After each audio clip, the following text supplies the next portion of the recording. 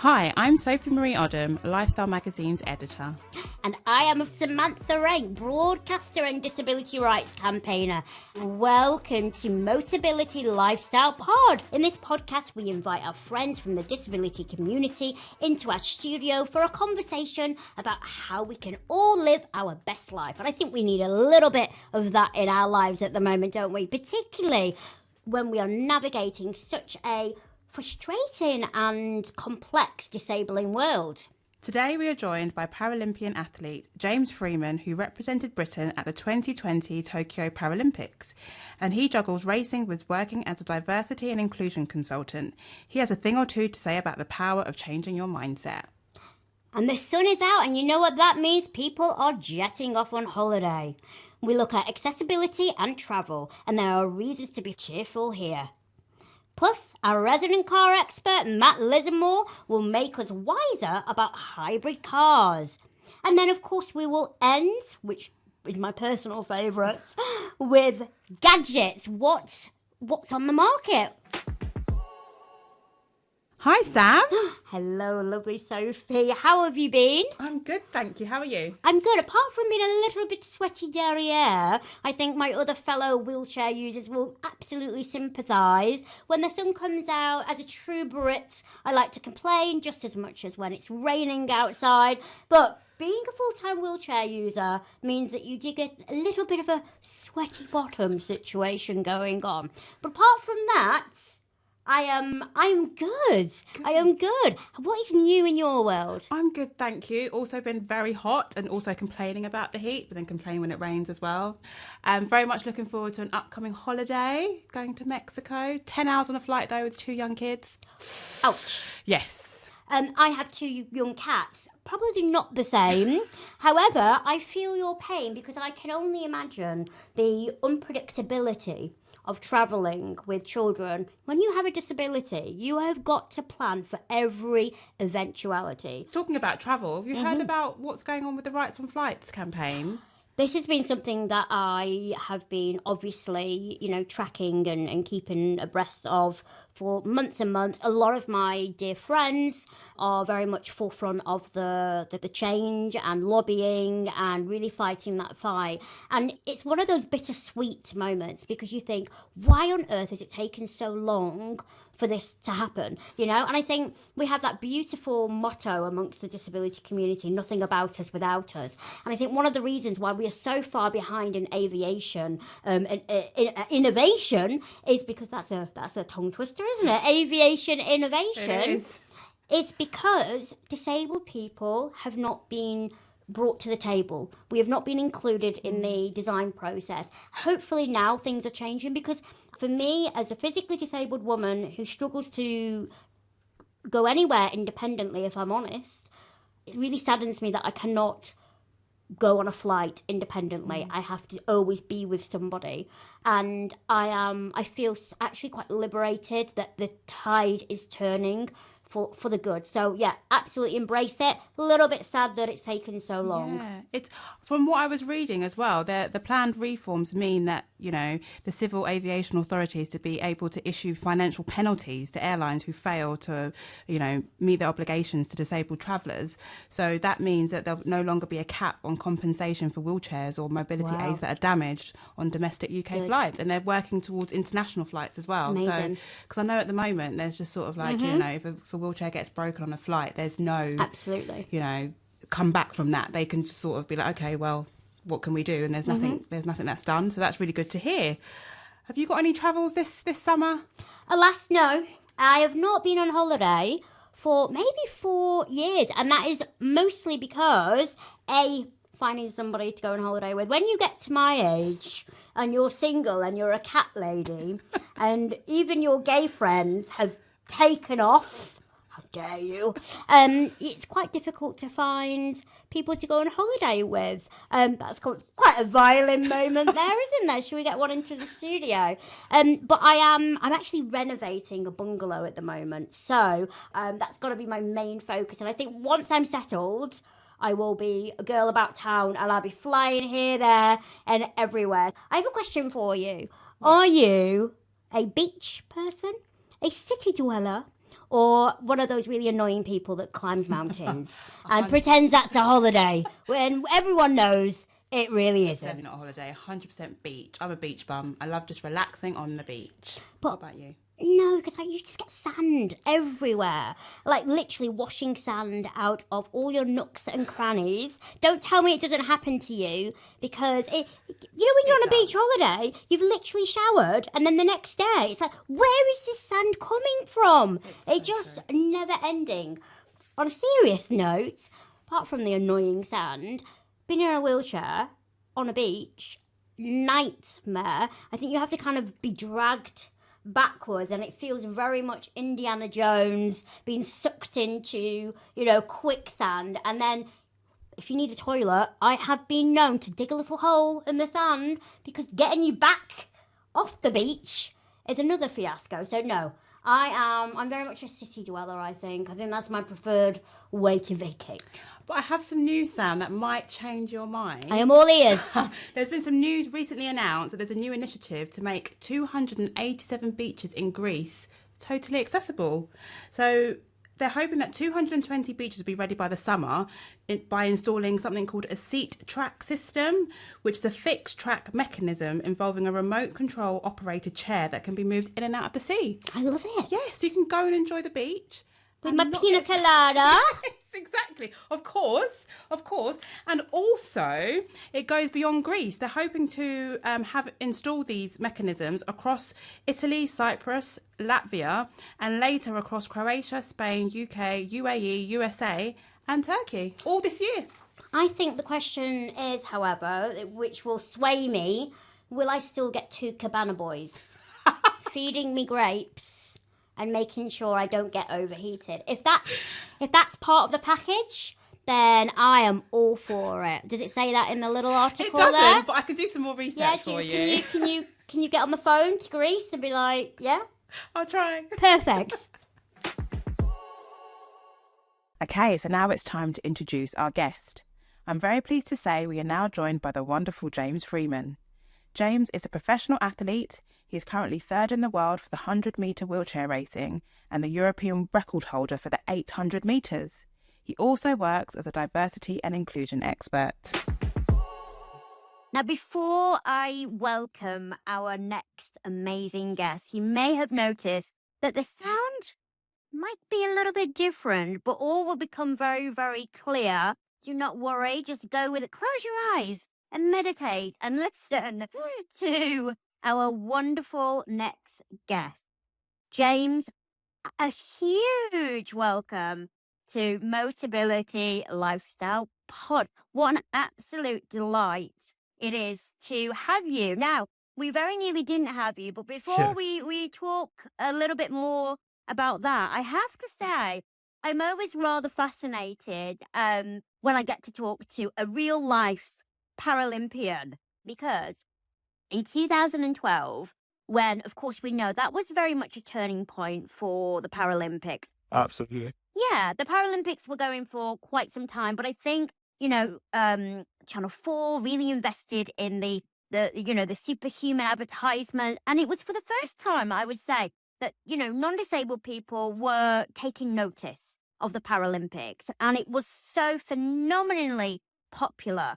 Now, that was the same year I actually moved from quaint little rural Leyland in Lancashire, give it up for the Leyland Massive, and I moved to the Big Smoke. And every single time that I went out independently and I got into a black cab, so an accessible cab, without fail, James, the taxi driver, and I can't do a Cockney accent, so just bear with me.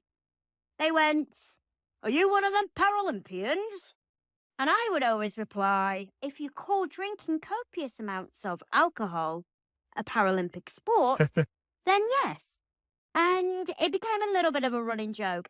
But we can all really sympathise with that, because actually society pigeonholes disabled people into 2 categories. You are either this object of inspiration, a Paralympian, or you're kind of not, and you're kind of all the really negative tropes that are perpetuated often by the media, that you're, a bit lazy or you're a benefit scrounger. So I really find it fascinating. Like, You must get that as well. Like, are you a Paralympian? And how do you approach that? And what do you say? I mean, it's quite easy for me now because I can say yes, I am. But I think it goes to your point of, if you are an active, independent person with a disability, everyone assumes that you're a Paralympian. One question that I get asked a lot, which sort of is starting to grate on me slightly, is, are you going to the next one? Um, did you win a medal? You know, please don't end up like that Oscar Pistorius fella. That's the one I got asked most recently. Wow. So there was that. I think to your point though, I think people just, it always comes from a good place. Once you take it as sort of take the emotion out of it and maybe take your sort of pride out of it a little bit, they just want to be more curious about your situation. So to those people who aren't necessarily Paralympians, just say, well, no, I'm not a Paralympian, but I do this, or I am active in this area, or I do other things. Because as you say, like when it comes to inspiration for disability in the media, it's always about sport or someone's, come back from war, a warlike area or been injured or, overcome something. When really, I think I speak for most disabled people when I say we just want to be treated like regular people. And I think for me, it's just that understanding that education piece. And if you're having that conversation with someone, you're educating, you're not coming at them from a place of aggression. So if you come at them with the same sort of energy that you think they're coming at you with, no one's talking. So then no one's really understanding what the other's going through. So I'd say just hold composure, just take a breath and think they don't know any better. So I'm now going to now kind of have that conversation to maybe educate them. So if they meet someone else like me, then I can make that experience better for that person. Mm, absolutely. And you kind of, hit the nail on the head there that, irrespective of who we are, we all have our dreams and we all have aspirations. And some of us want to be Paralympians and some of us are quite happy to be a cat mum and Sure. eat a lot of chocolate and watch Buffy the Vampire Slayer on repeat. But I think, take us back because obviously you had the bug. Obviously you had that kind of fire in your belly that said, this is something that I want to do. So let's hear a little bit about, little James or were you little James when you, got on this Paralympian trajectory to stardom? I think one thing about me is I'm definitely an underdog. Some people come into wheelchair racing and they like immediately get snatched up because like they're prospects. Your Hannah Cockcrofts, your Dave Weirs, your Marcel Hughes. Me, it's been a 13-year journey. I got into racing because of a haircut, would you believe? My mum was looking for me to do something at the age of 14, and 14 is quite a challenging age for everybody. And I was already doing horse riding, and I was like, oh, horse riding is not cool anymore. Full disclosure, horse riding is very cool. I was just a very angsty teenager. A lot of Lincoln Park, a lot of, stuff like that. So I was like, oh, I don't want to do horse riding anymore. My mum was like, okay, but you got to go and find another sport because you can't just stay here and play Xbox all evening. You've got to do something active. My mum's hairdresser knew someone who was wheelchair racing, and this was before 2012. So this is before the big boom of Paralympics. And my mum was like, you're going to go down, you're going to try wheelchair racing. And I went down and, I was the only person in the wheelchair that I really knew like from where I was from. I went down to this track in Kingston, and there was all these older guys they all sat in their wheelchairs. Some of them were driving, and they had houses and relationships, and some of them had jobs. It's things that I never really considered like growing up. So 14-year-old James started there, and I still haven't quite left yet. And it certainly has been a journey. I was very blessed because not everyone can do it full time. I had a lot of financial backing from friends and family so that I could do it full time. And then the rest is history. Tell us more a little bit about the feelings and the energy that goes along with, going to Tokyo, for example. I can only imagine getting that phone call and thinking, gosh, it's actually happening now. But also, just traveling, being in a different environment, being in a space that is unfamiliar, but also having that camaraderie and that solidarity with other, deaf, disabled, and neurodivergent individuals. Walk us through it. What does that actually feel like? So fun fact, I was the last person to get picked for the team. I'd already gone and competed for GB at the Europeans in Poland, the European athletics meet. And, everyone in the space. So when everyone starts getting selected, like you kind of figure it out quite quickly because they post about it on social media. And like the first round happened, didn't make it. Thought, okay, second round might happen, I might make it. Still didn't make it. At this point, I'm like crying in the shower, like some sort of black and white existential movie, like some sort of Rocky montage is about to happen. And then my dad comes into the bathroom. He's like, first, why crying? Stop crying. No one's told you you're not going yet. No one's told you you're not going to Tokyo. So just wait for someone to tell you you're not going. And I got a phone call from the head of GB at the time, Paula Dunn. And she was like, hi, James, how are you? And I was like, fine. And she was like, because it's either going to go one way or the other way. It's either good news or bad news. And she literally just said, oh, by the way, it's good news. We'll be expecting you in 3 weeks' time. You can tell your coach, but don't tell anyone else. Bye. And then that was it.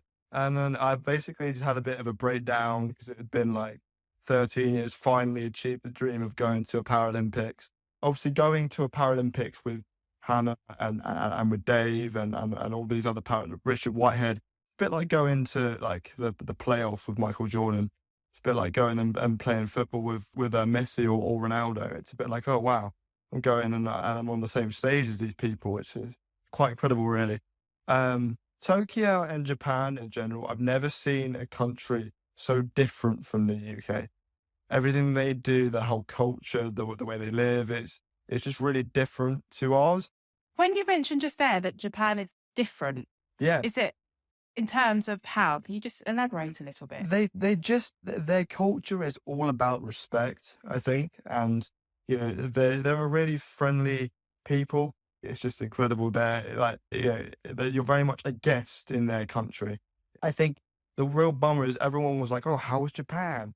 And I was like, "Well, I saw some of it from a bus, and I got to go around an athletics track, and I got to go around a Paralympic village, and that was fun." But everyone's like, "Oh, did you see the cherry blossom fields? Did you see any of the hot springs?" No, I didn't do any of that.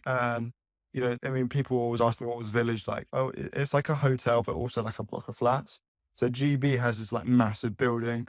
All the GB athletes stay in there. I think we were behind America, and I think we were just ahead of France. So that might say something for the medal table as well. I know that during the time, obviously because of COVID restrictions, there were some Paralympians who unfortunately had to leave early because they didn't have the right support in place because it was so strict. And I guess, when you're in a foreign environment where perhaps your needs aren't being met as they would be back at home, that can be incredibly intimidating. And I know that, through the work that you do as an incredible sports person, you have actually, for your own lived experience, now gone into the DE&I space, which is absolutely wonderful. So diversity, inclusion, equality, which is absolutely my sphere. Yeah, that's my happy place. Do you think that, traveling the world and having all these wonderful opportunities, but equally seeing how disability not only is viewed in other countries, because let's face it, the UK is very much forward thinking when we're looking at diversity across the board. Unfortunately, not everywhere is like that. Is that what prompted you to transfer those skills and, do the work that you do now? I don't know if it was the main motivator. I'll tell you a story kind of to your point there is we got on the bus when we were in the village, and when you go on the bus to the village, anyone can get on any bus. So when we were in the training camp, it was all GB people on the same bus. When you go to the village, people from different nations, they get on the bus and you get chatting to people. And there was a javelin thrower or some sort of thrower, and he was from, I think he was from Nigeria. And his chair was literally like a hospital chair. It was very much like, the kind of standard ones you get, and like parts of it were falling off. And me and my mate very naively said, well, why don't you just get another chair? And he was like, well, I can't, because we literally found this chair and it's the only chair I've had. It's the only chair that fits me, and we don't have the funding where I'm from. And then that makes you think, oh God, like, yeah, we're so lucky in the UK. The UK definitely has, some growing to do itself, but I think in terms of the stuff I saw, there was one guy I saw, his whole navigation, he was just on a skateboard the whole time. He was missing, let's say, like his legs, and I think we asked him, do you have a wheelchair? No, I have a skateboard. So I think when you go and do these international tournaments and you go and meet athletes from other countries, you really start to understand, like, yes, the UK is not perfect, but compared to a lot of other places, we really do have it quite good. And it really is talked about.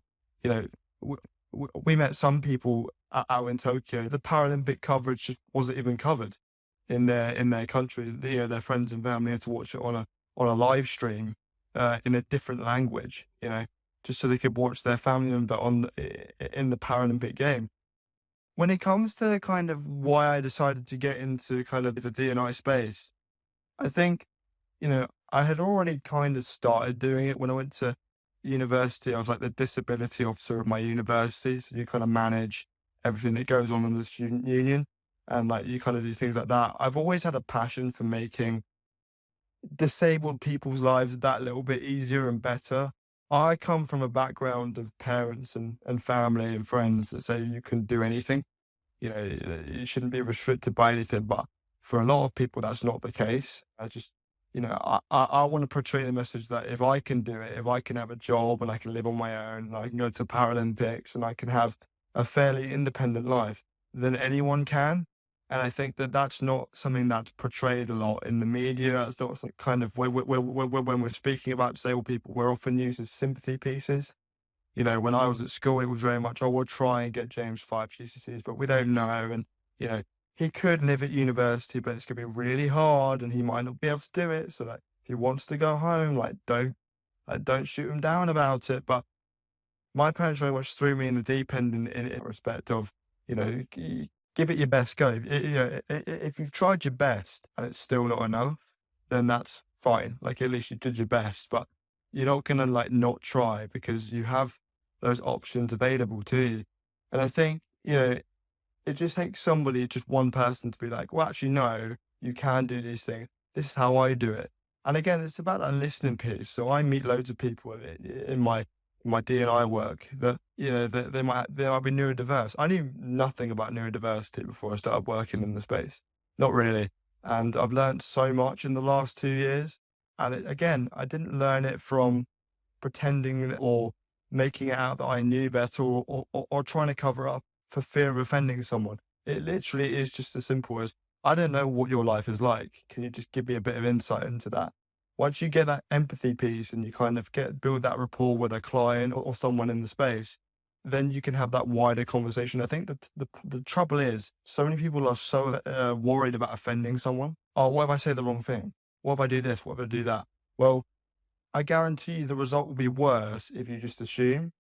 The best thing I have is I go to offices and they ask me, James, like, how accessible is this office? Like, what could we be doing better? The best thing you can say to me is, we don't have anything in place. That's why you're here.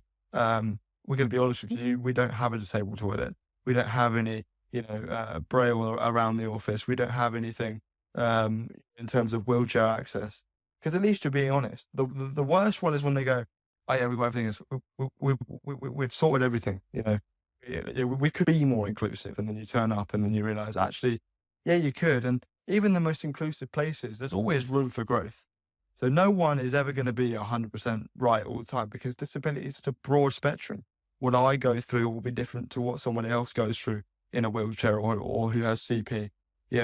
I think that once we have those tougher conversations, we can really move forward that And education your piece. optimism is infectious and clearly has got you so much, afforded you so much success. But as we know, life can throw curveballs at you. And I know that Sophie wants to ask you a little bit more about what happened the other day and why we are not in the studio together, alas. But yeah, things don't always go to plan, do they, James? Yeah, let's be quite blunt with each other here. Having a disability is hard, right? I would never say it's not hard. I have a very good life, I have a very good quality of life. But, would I rather not be disabled? Sure. I'm proud of my disability and I hide it. July is Disability Pride Month and I'm proud of my disability.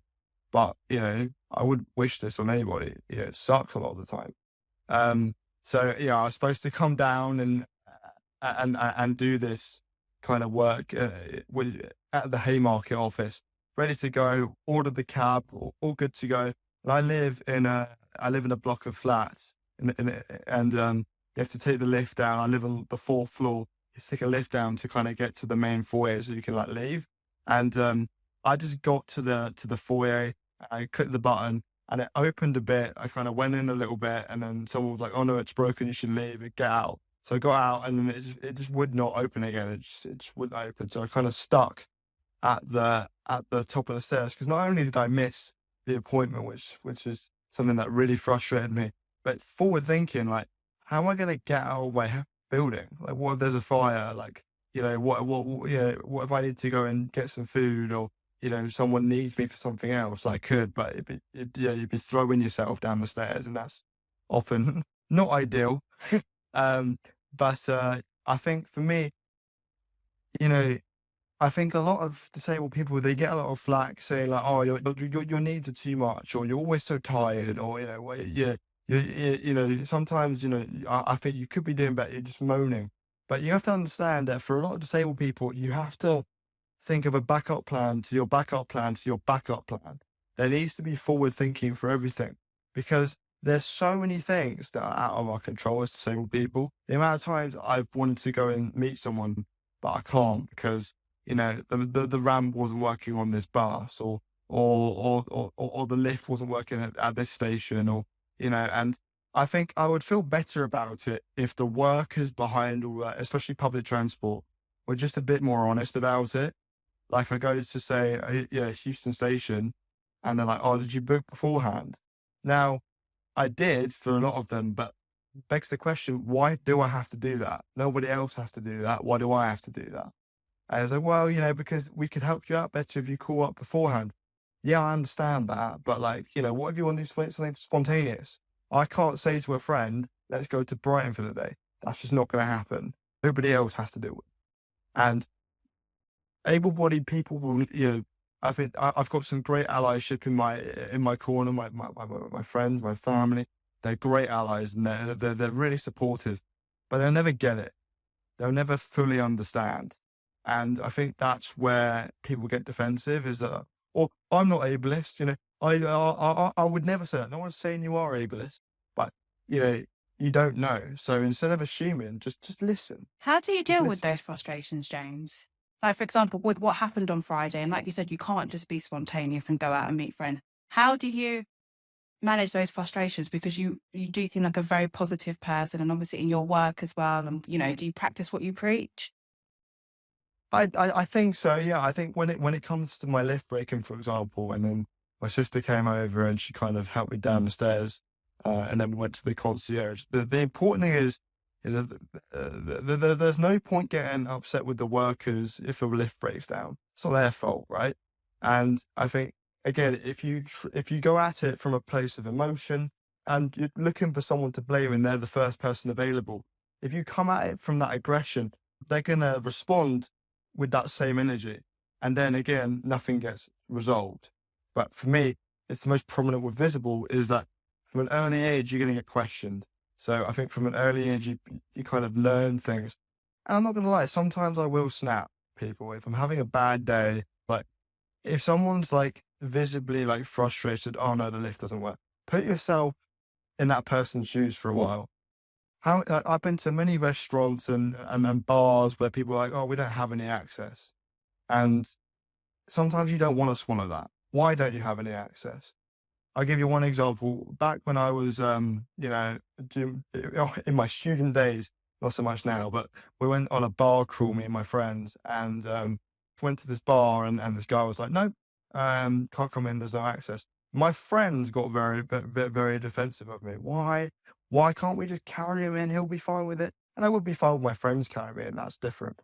But the best thing that happened was another bouncer walked over to this bouncer that was getting, kind of questioned and said, "Just carry him in." "But what about health and safety?" "Yeah, but think about it. Like, just be a bit empathetic. Like, if you were in my position, how would you feel now? You're not going to be pleased about it. I think that empathy piece is really important for me. And I think that just take a breath. If you're dealing with someone who is a bouncer and who doesn't have the answers, they don't have the answers. It's not their fault. They're having probably a long night, and you've got a group of people, and you don't have the answer they want, so they've come at you. So it's just about all taking a breath. It's not this guy's fault, right? That the place he works doesn't have any access. Is there any alternatives? No. Would you be willing to carry me in? No. Can I talk to someone else so that I can just inform them about what they could do to kind of make it a more inclusive space for everybody? And then you move on, and you might go to another bar instead. It's not the bar you wanted to go to, but unfortunately, that's life. How do you go about living your best life and encouraging others to do so? Like, what does that mean?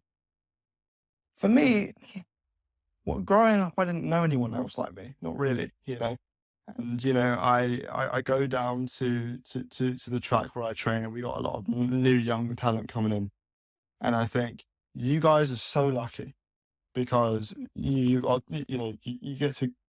get to race with David Weir, and you get to see all these like older independent people living their life.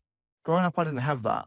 So I think, if I met me as a younger person, I think the younger me would be quite impressed. I live my own life. I'm a Paralympian now. I've got tattoos. I think my younger self would think I was pretty cool.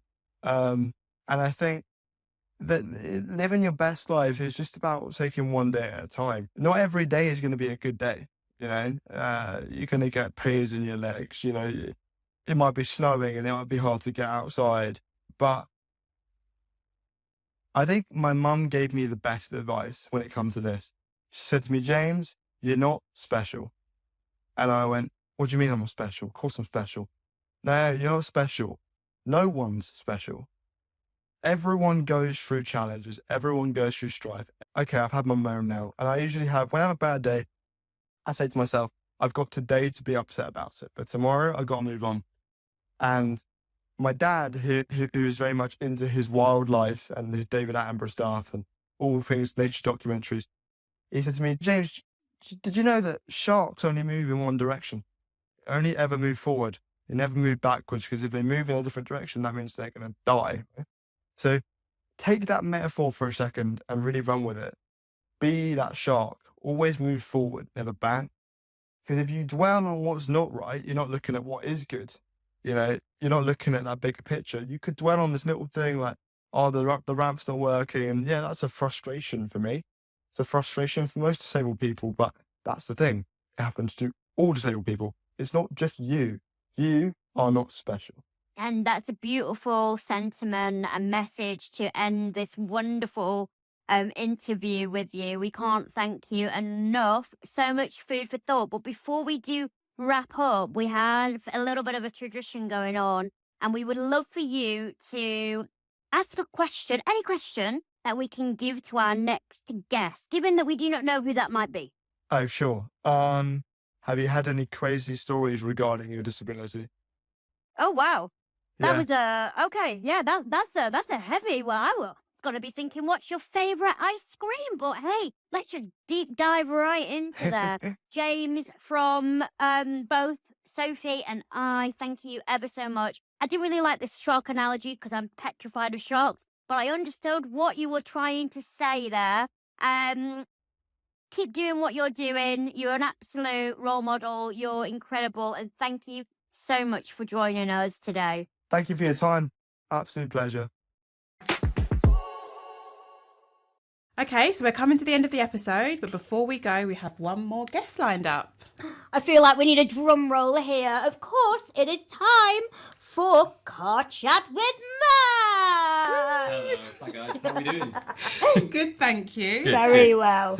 Just to introduce this bit, each episode we end by asking our in-house expert, Matt Lissamore, to enlighten us about all things cars. So, welcome back, Matt. What have you got to tell us today? Today we're going to have a little chat about hybrid cars. They're very useful in that they can save you fuel, which saves you money, and you can spend it on far more interesting things than trips to the petrol station. But they are quite complicated. There's a few different types, and traditionally the industry has done quite a bad job of explaining what they are, and it's not always obvious. So I thought I'd try and explain what the different types of hybrid car are in a way that's easy for everyone to sort of understand, and then we can sort of from there see what car would suit what type of person and what car you get the most benefit from. So shall I jump straight in? Yes. Well, before you do, actually, because this is really, really interesting, because I, of course, I'm a car, an expert. Of course I am. Not. But I was under the impression that a hybrid was essentially electric, and you kind of had that small finite window of being able to use like for 60 miles, and then you had to go and charge it somewhere. And my mum, God bless her, my mum's German with this Lancashire twang accent, so you can imagine when she goes off on one, it's just like a comedy sketch. So I'm not going to get one of those hybrid cars, all irate. And I think a lot of people are very, very much in the same boat. They are terrified that, oh my goodness, if we are not going to charge this car and we get stuck on the M6, what do we do? But that is not the case, is it, Matt? Not entirely, no. So here we go, right? There are hybrids that you can plug in, but you don't have to. But you wouldn't be getting the major benefit from them if you didn't. So ultimately, a hybrid car is effectively just a car with like a petrol or diesel engine, and it gets some help from a battery and an electric motor. The difference between the different types of hybrid is just effectively about how big that battery is and how far you can drive on electric. It's always about size, isn't it? That it is. So there's, of the three types of hybrid, I think the one you're sort of referring to, or when we talk about plugging in, is the plug-in hybrid.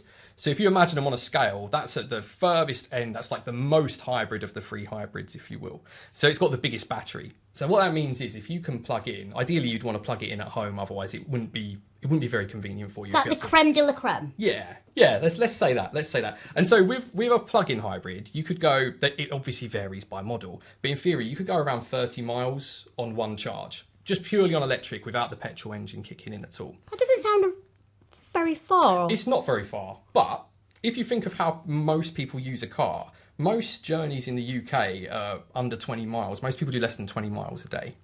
So if you were to think of it that way, you've got battery power to drive you everywhere for you to sort of pop into the shops or get doing your egg school McMuffin, run. Exactly, McDonald's on a exactly, on a the Sunday. drive-through run. When you're hungover, you want to go to the drive-through. Absolutely, we've all been there. Exactly. So you've got the battery power to take you to short journeys, and the benefit of that is if you charge at home, it's going to be cheaper to drive on battery power than it is to put petrol in your car.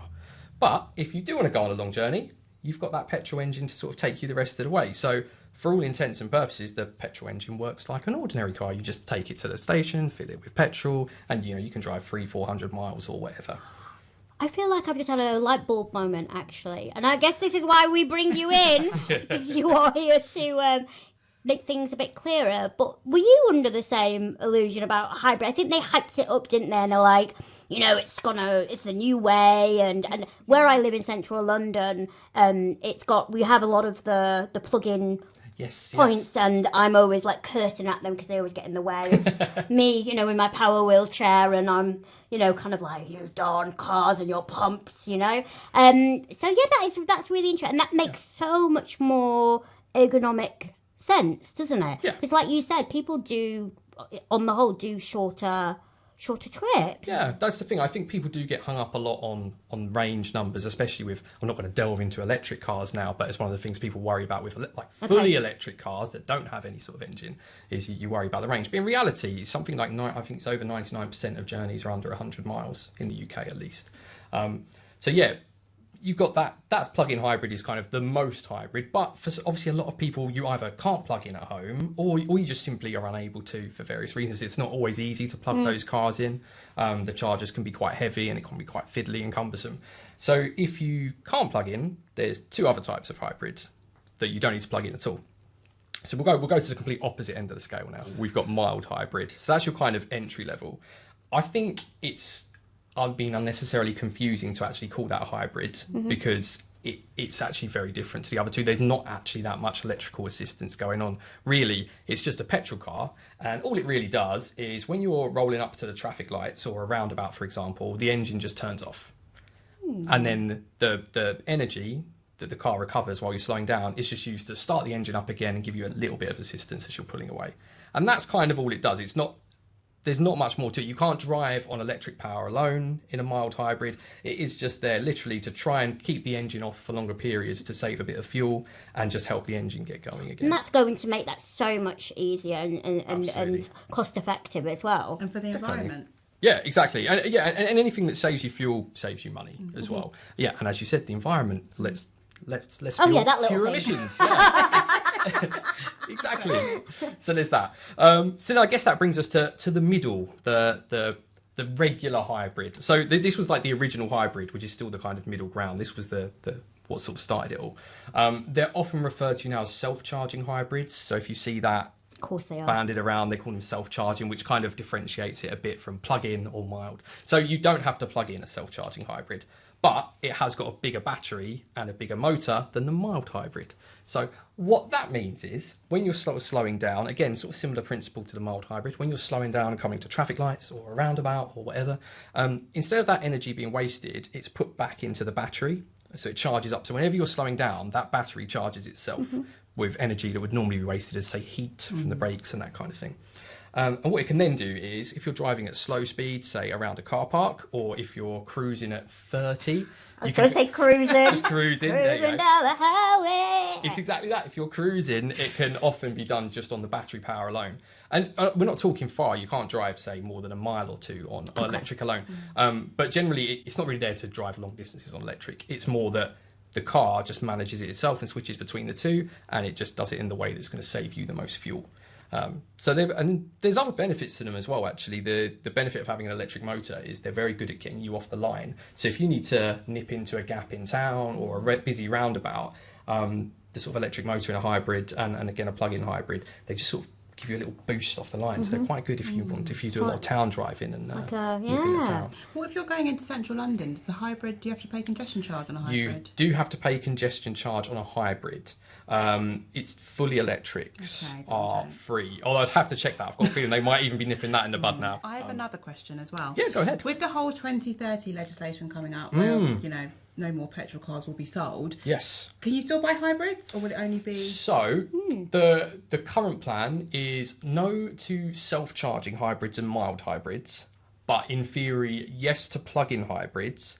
But I believe that's only for an additional 5 years. So this is obviously changing sort of all the time. But my understanding is the current plan is 2030, no more regular petrol, diesel or regular hybrids. And then plug-in hybrids will remain until 2035. And then at that point, it's just electric. Electric. Really interesting. I want to get down to the most important section of today's episodes. I want to know what rubbish I can buy to put in my car to make me feel better about myself. So it is gadget time. Gadget of the week. What have we found this week? Okay. All right. This is a slightly unusual one that doesn't sound super exciting on the face of it, but I'm a bit of a clean freak with my car. I like my car to be clean, and my partner does not. So we share a car, and whenever I get in it, there's either like jam on the steering wheel or croissant crumbs in the cup holders and that kind of thing. So one of my favourite things is there's this putty that you can buy. What, like when you were a kid, like the stuff you throw at walls? Pretty and much, it's yeah. It's like, I mean, I think it's still really popular with kids. Sophie, you have children of an age that will play with toys. Putty, anything. I think slime seems to be super popular. Yeah, so it's effectively this kind of slime putty kind of thing, but it's basically fantastic for just cleaning all the sort of nooks and crannies and crevices in your car, and you basically just kind of roll it around and it picks up all the crumbs. But then what do? You throw it away afterwards? Can you reuse it? Yeah, you can. It seems to go on for quite a while. I put it back in its little tub, but it seems to be fine. Oh, that's been really helpful, Matt. I feel like I've learned so much. Me too. Good, I'm glad. And that's it for this episode of the Motability Lifestyle Pod. It has indeed been fun. Thanks to our guests, James Freeman and Matt Lissamore. Thanks to our producer, Yolene Goffin at Rethink Audio, and to our editorial assistant, Lucy Rhodes at Wonderly. We hope you like this episode, and if you do, tell all your friends and please leave us a review. And if you want to see some behind the scenes content, be sure to follow us on Instagram and TikTok, or if you want to watch the full video, please watch it on YouTube. These can all be found at Motability_lifestyle_mag. Finally, if you want more information about the Motability scheme, go to motability.co.uk, or if you want to learn more about Motability, the charity, visit motability.org.uk. And that's it. I'm Sophie Marie Odom. I'm Samantha Rank. See you in 2 weeks. Bye.